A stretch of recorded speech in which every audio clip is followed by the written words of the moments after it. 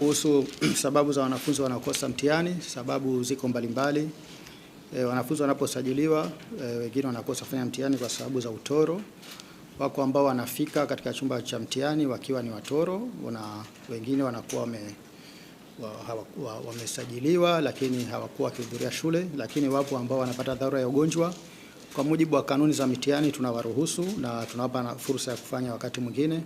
Kwa hiyo ziko sababu mbalimbali, lakini zinachangiwa na hayo ugonjwa lakini na utoro. Kwa hiyo hatua mbalimbali baraza inaendelea kuchukua kwa kushirikiana na wadau mbalimbali kwa kutoa taarifa katika mamlaka zao ili swala hili la utoro likomeshwe, na wale wanaoandika matusi baada ya matokeo haya baraza linaandika barua katika mamlaka zao ikiwemo wakuu wa shule na bodi za shule, kwa shule za msingi kamati za shule, na kuwahusisha wazazi katika kuchukua hatua ili kuhakikisha ili swala matusi linakomeshwa kabisa.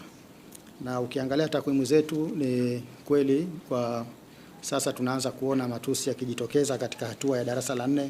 Mwaka jana tulikuwa na wanafunzi 8 walioandika matusi darasa la 4. Mwaka jana tulikuwa na wanafunzi 5, mwaka huu tumekuwa na wanafunzi 8 walioandika matusi. Kwa hiyo tunaendelea kuchukua hizo hatua na kuwatambua wanafunzi hao kwa sababu bado wapo katika mfumo wa elimu.